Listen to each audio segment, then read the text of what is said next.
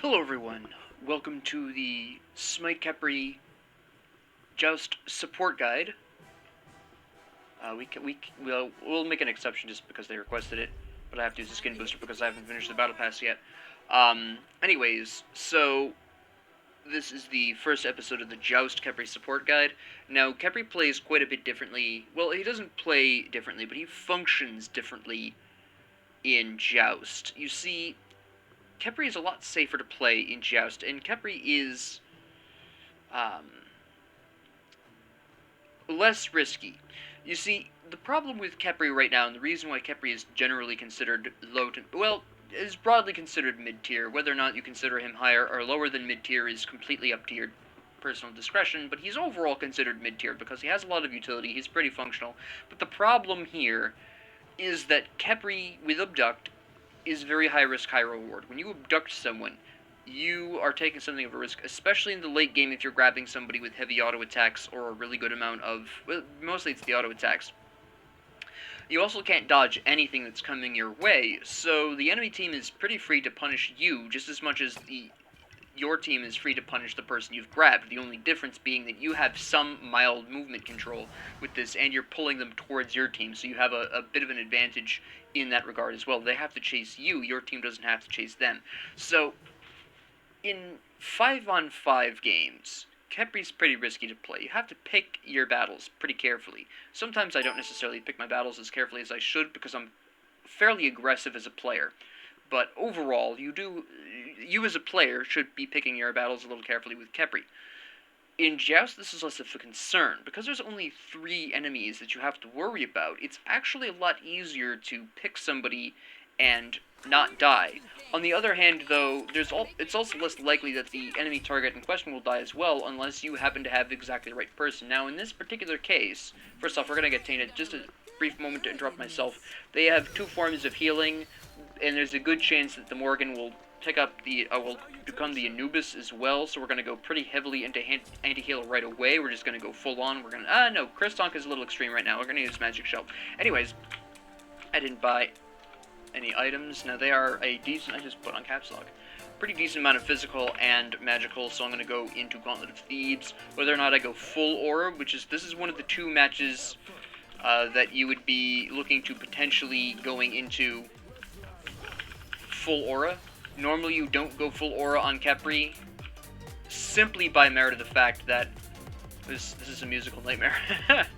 Normally you don't go full aura on Khepri because there are some other things you do need for him, mostly just more HP, you need some better sustain. It's possible to go full aura on Khepri, and it's not bad, but if you're thinking to yourself, oh, full aura will make the bonus health that he provides last longer, well, yes and no, but see, in larger map modes, Conquest, Clash, etc., there is substantially more room for an enemy to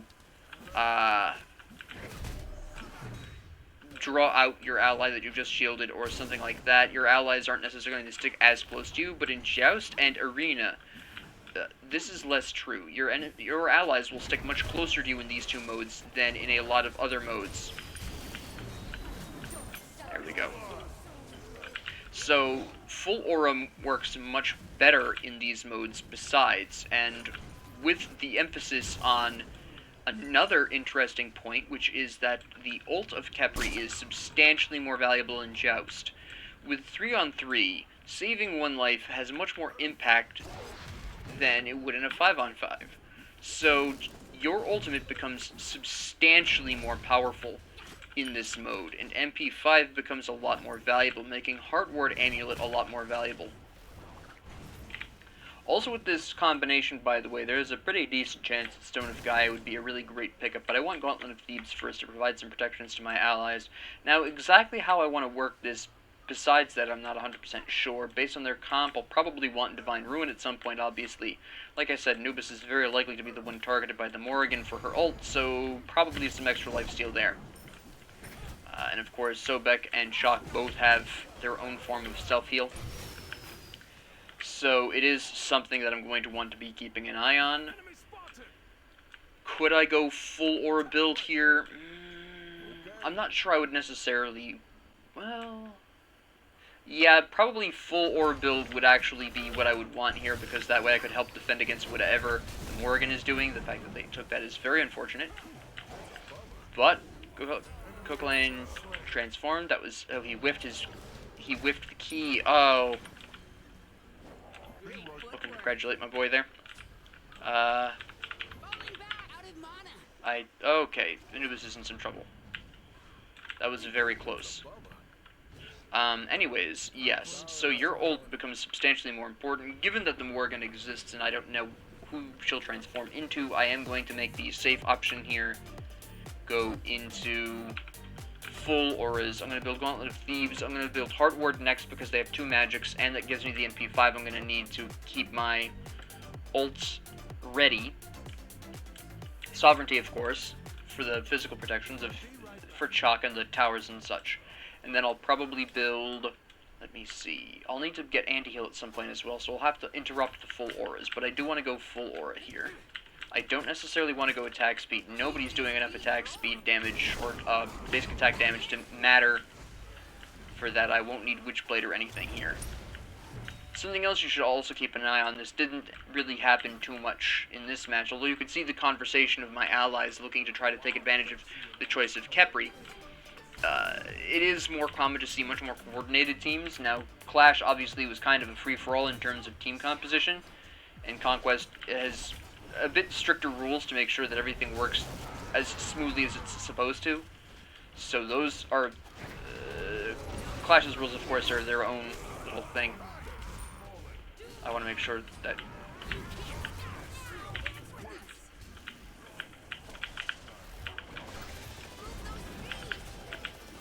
And that's how you support us. That is beautiful support work. I played... No, not to brag or anything like that. We just had a conversation about that at work, how, you know, honest facts is not necessarily bragging. That was some good support gameplay. I rooted that... What was that? I believe that was the Morrigan. I thought it was Chaac, but I'm pretty sure it was the Morrigan. Rooted that Morrigan really nicely. Rescued Cu Chulainn just at the right time. That was a fantastically timed ult. That was just really great. And it's just... Part of that is just because it's easier to support in Joust than it is in any other mode, because there's less you have to keep an eye on. I don't have any mana. Can we? Maybe not?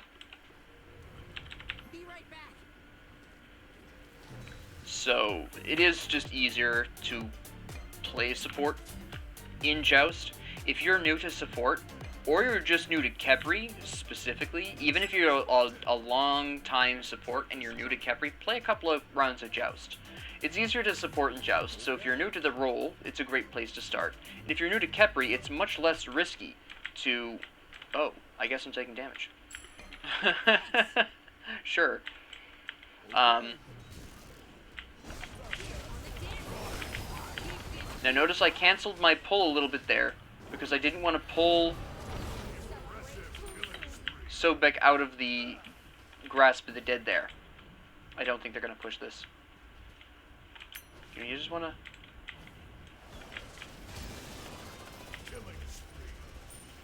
Oh, he's upset. Alright. Either the Sobek is mad, or he's just given up.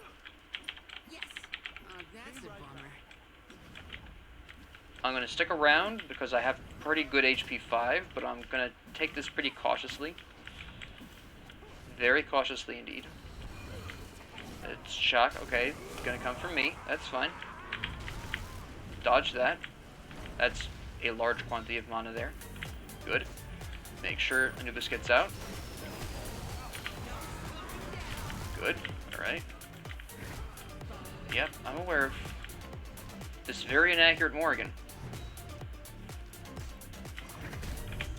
I cannot believe I hit that. I don't think I should have hit that, to be honest. I'm looking for the abduct because the root isn't going to be enough. I will sacrifice myself for the good of the team. I got all of my stacks on Gauntlet of Thebes. That was pretty good. I will absolutely accept that. Now, my next move is definitely going to have to be anti-heal.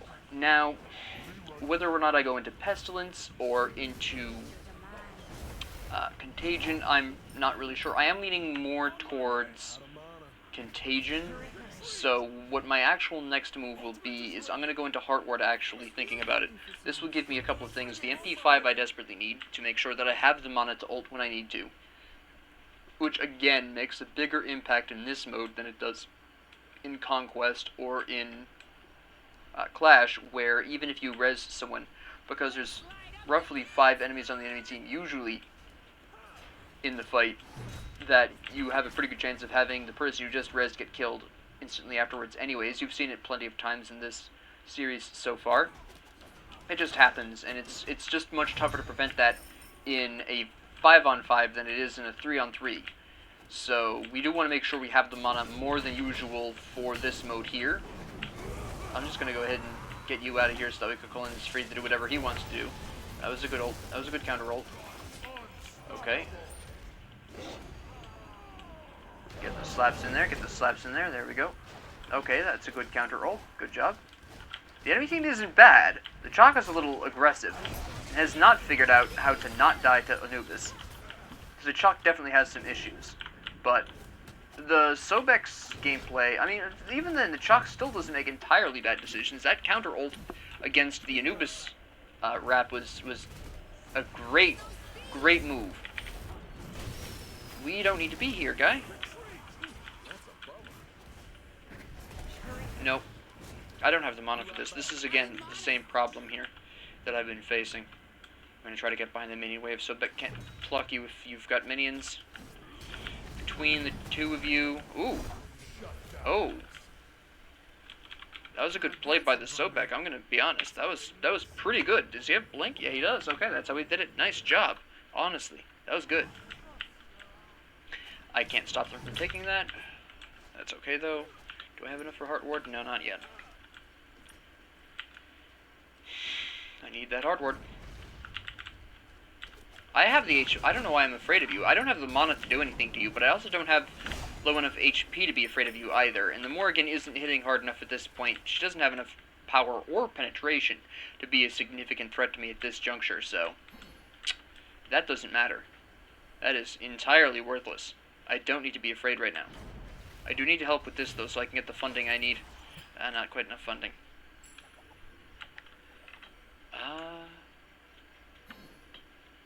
They already took the damage camp. I'm sure he realizes. Oh, wait, we don't... Okay. If he solos that Bull Demon, I'm going to be so impressed.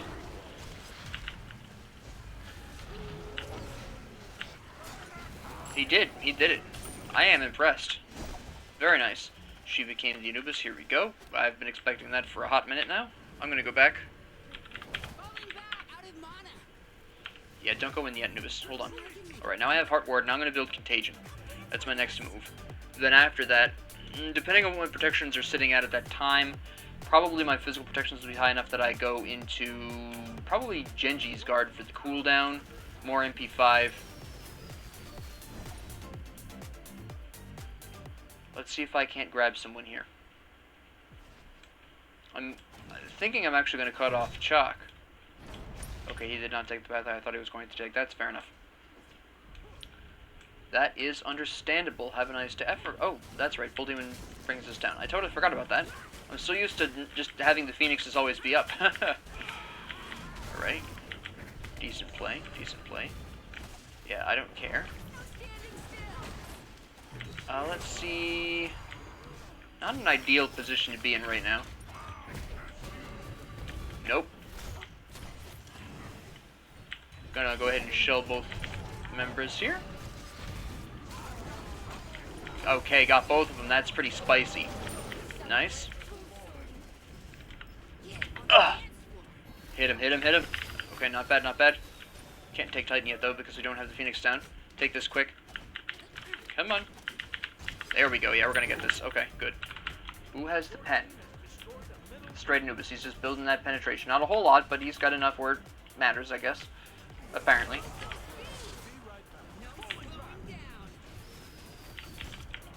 I've got my ult. Don't worry about it. If he needs it, I will ult him.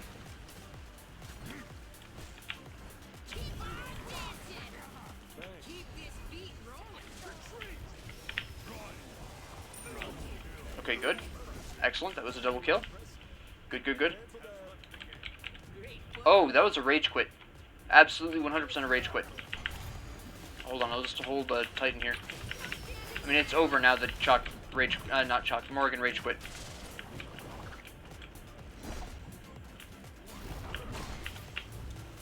Yes. Oh. Very nice. Very nice. Try not to die here. Well, I'm trying not to die again here, but it looks like I'm going to just sacrifice myself for the team, which is fine. Not a problem. Here I go. I almost survived. I almost could have gotten out of that. If Abducted had come up, I would have survived that, but it doesn't really make a difference. I mean, it was a matter of time before we went anyways. That was just abnormally quick. There's just absolutely nothing else they can do. I mean, they weren't going to win anyways at that point. Our team comp is just too strong. The combination of Anubis and Khepri is very powerful. In general, anyways. So, that's... And really the thing is that Anubis doesn't need to hit his rep in Joust if you have a Khepri. That's basically where that was. Because if Anubis can hit his rep on you, you're usually dead once you're past a certain point. And again, I just want to cover the itemization here. And I'm going to report the Morrigan for potential rage quitting here. I'm just going to say potential rage quit. I'll leave it to the team to decide if that was. But it sure looked like a rage quit from my perspective.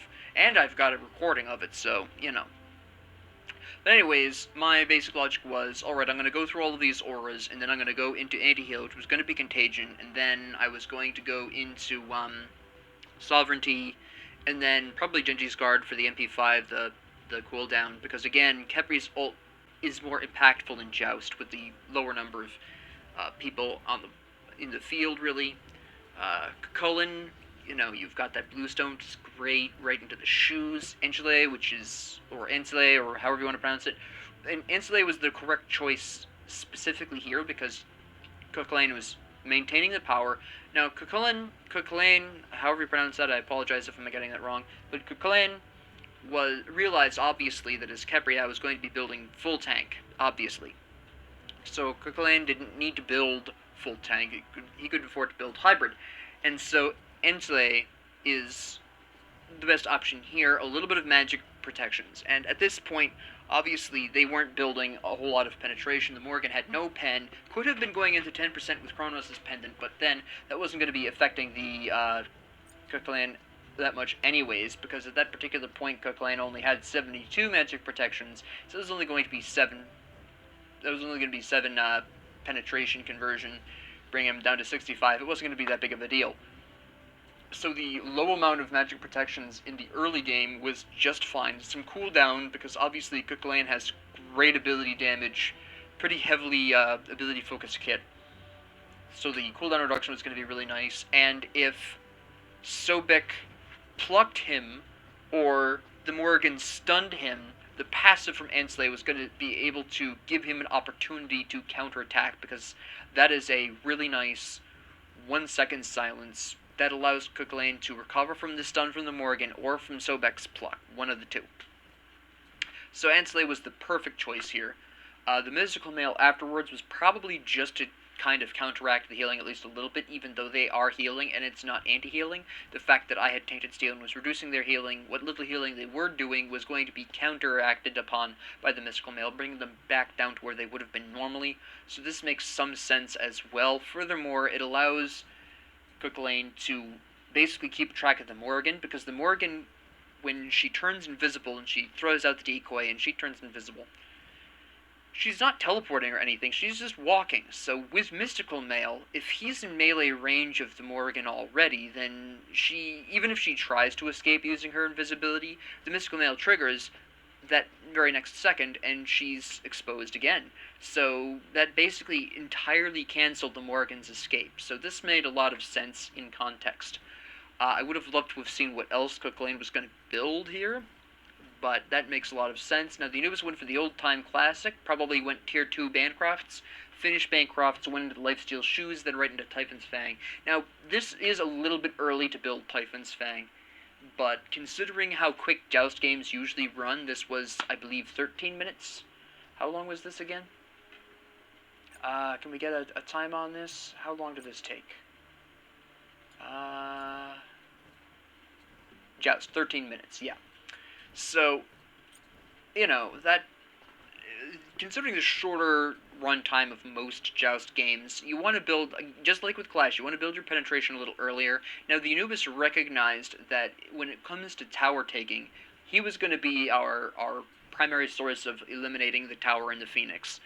I sure as heck wasn't going to do it, and Cu Chulainn wasn't yet at the point where he was interested in penetration, if he was going to build penetration at all, so Anubis needed to pick up that slack. So that's why Typhon's Fang was built so early. It was a really great choice. These two allies I had in this game were absolutely brilliant, fantastic players. I'm really glad I got them. These two made the game. Like, I was just there to make sure that the enemies were standing still long enough for these two to kill them, which is the point of Khepri. Now, the Morrigan wasn't necessarily wrong here, but the Morrigan should have been building into penetration faster. Actually, yeah, the Morrigan should have recognized, hey, I'm the damage of my team. We have Chaac, who's going to be probably building hybrid. Chaac went abnormally heavy on the defense. I think this is a mistake on Chaac's part, but I'm going to talk about that in a bit. Sobek obviously isn't going to be looking to be building much in the way of damage output, so the Morrigan shouldn't have built Kronos' pendant. She already had Sands of Time for a 10% cooldown. I think what would have been a better choice would have been some form of penetration. Rod of Tahuti is good, a little expensive, but really good on the Morrigan because she has fantastic auto attacks and fantastic ability damage. So I really like Rod of Tahuti on the Morrigan, but again, very expensive, especially for a Joust game. I think what probably would have been the move might have been Obsidian Shard. That could have been the move. I will actually throw out the argument that potentially the Morrigan could have seen our composition and thought to themselves, you know what? Auto attack Morrigan might be worth a try. And whether or not that would have worked, probably ultimately not, but, you know, we have Khepri. Obviously, Khepri is very bad against anybody who does substantial enough auto attack damage. That goes without saying. I've proved it various times in this series. Khepri, after a certain point, has a rough time with anybody with auto attacks. Basically, once the protection reduction gets broken out by the auto attackers of any game, Khepri has a really rough time because the enemy can still auto attack while he's abducted them.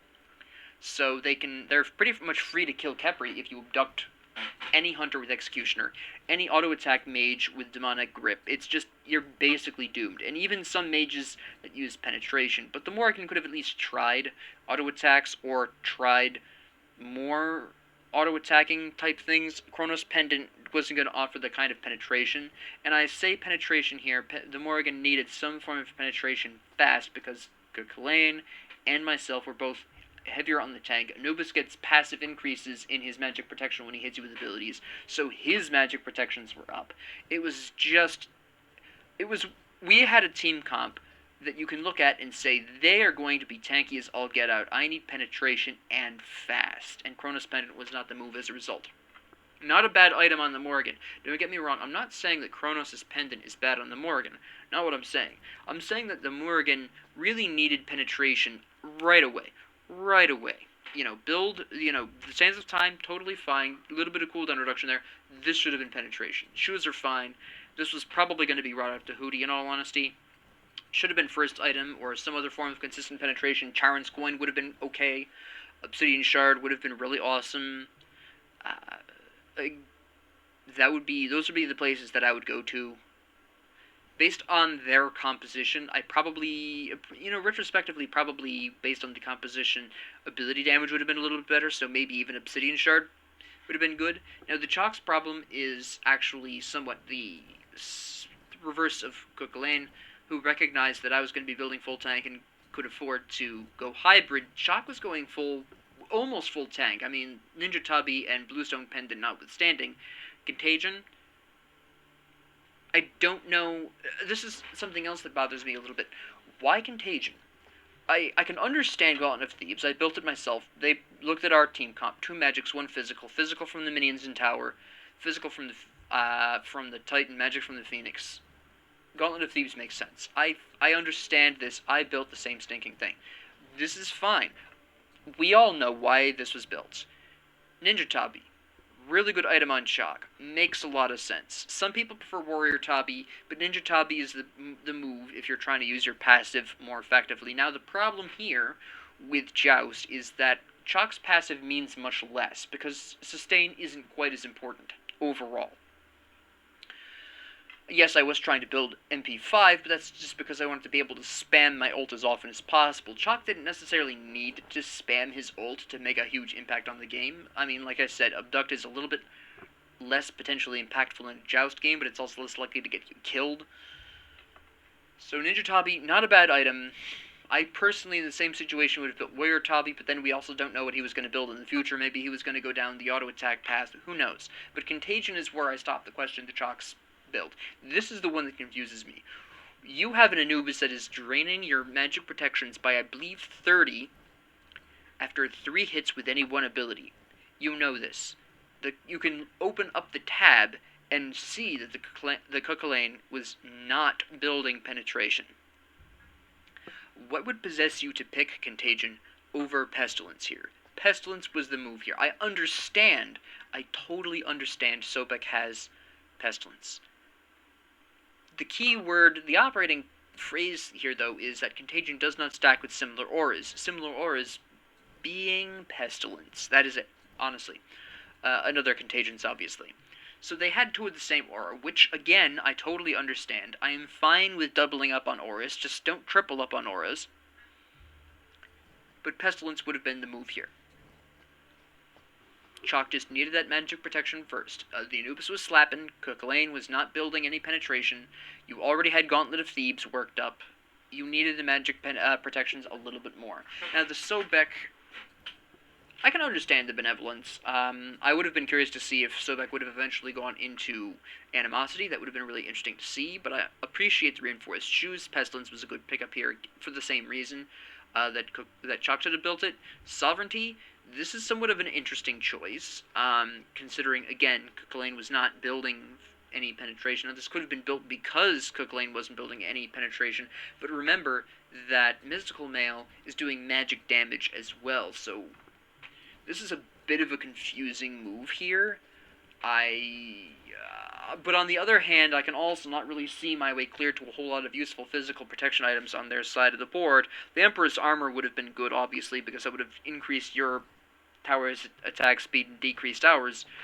That would have been one of the few situations in which I'd say that would be a strong pickup, at least at this point, until we develop more, and then Sobek can see what Cu Chulainn was building specifically, since Cu Chulainn was our primary physical damage, and then try to figure out, well, do I want to swap out Emperor's Armor for Sovereignty now, or do I want to do that later? It's just a little bit odd here to build Sovereignty just to protect against Cu Chulainn. Yes, I know they were behind, but this wasn't necessarily the move. Another really great move, especially with Sobek, would have potentially been Breastplate of Valor, especially since Sobek's ult regenerates his mana based upon his maximum mana level, so that really helps with that. I love building Breastplate of Valor on Sobek. It's really a great time, and that would have been great. 20% cooldown reduction, some physical protections to help against Cu Chulainn. You already have your magic protections. You'll get to use your abilities more often, which means you get to use your anti-heal, because Sobek's 3 has a built-in anti-heal, in case you didn't know. So you could have slapped Anubis with that more frequently, thereby decreasing Anubis's lifesteal healing effectively by 75%, with the full anti-heal ability, which I believe is 50% anti-healing, and the anti-heal from Pestilence. I'll double-check the Sobek's numbers, but I know Pestilence does 25% anti-healing. But the Sovereignty was a bit of a strange choice here, considering it was only really going to affect Cu Chulainn. I know that eventually they would have theoretically been able to get the towers, and of course there's always minions, but that isn't the main threat on the board. Stone of Binding, actually, I'm going to throw out this. This was a good pickup. How do I put this? We had some protections, but not so much that this wasn't going to make an impact. I think this should have been built instead of, or at least as the 4th item. I'm feeling like, personally, Stone of Binding was a desperation pick, because it's a little late in the game to be building Stone of Binding, honestly, at that point. This was his technically 5th item. It really was yeah, technically this is his 5th item. 4.5 would have been more honest with the benevolence here. But yeah, this might have been a little bit too late. With that being said, that is it for this interesting little Joust match, and thank you all very much for joining me. And if you have any comments, questions, concerns, ideas, what have you, please leave them down in the comments below. I do read them. Thank you all very much for joining me. Have a great 24 hours.